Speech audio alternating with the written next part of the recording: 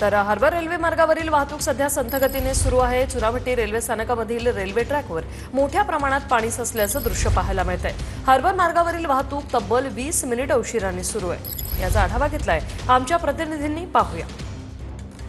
काल रात्रभर पडलेल्या मुसळधार पावसामुळे पुन्हा मुंबईची संपूर्ण तुंबई झालेली असल्याचं सध्या आपल्याला पाहायला मिळत आहे। सध्या आपण हार्बर रेल्वे मार्गावरती आहोत, चुनाभट्टी या स्थानकामध्ये, आणि आपण पाहू शकतो की चुनाभट्टी रेल्वे ट्रॅकवरती पाणी मोठ्या प्रमाणात साचलेलं असल्याचं आपल्याला पाहायला मिळत आहे। हार्बर रेल्वे मार्गाची वाहतूक जी आहे ती जवळपास 15 ते 20 मिनिटांनी या ठिकाणी सध्या उशिराने सुरू असल्याचं आपल्याला पाहायला मिळतं। संपूर्ण रेल्वे ट्रॅकवरती सध्या जलमय झालेल्याचं दृश्य सध्या या ठिकाणी पाहायला मिळत आहे।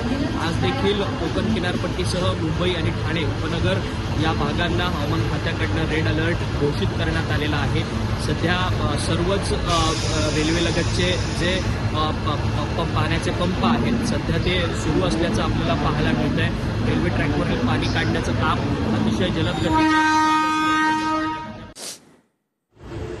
ही दृश्य आपण पाहतोय चुनाभट्टी रेल्वे स्टेशनच्या जवळची। या ट्रॅकवर पाणी साचलेलं आहे आणि वाहतूक सध्या अगदी संथ गतीने सुरू आहे।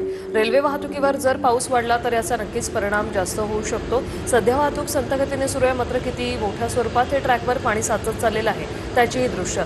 पावसाचा फटका दोन्ही वाहतुकींना बसलेला आहे। रस्ते वाहतूक देखील कोलमडलेली आहे, तर रेल्वे वाहतुकीवर देखील याचा परिणाम झालेला आहे। पहिली दृश्य आहेत मुंबईतील रस्ते पाण्याखाली गेलेत, तर रेल्वे ट्रॅक देखील पाण्याखाली गेल्याची ही दुसरी दृश्य।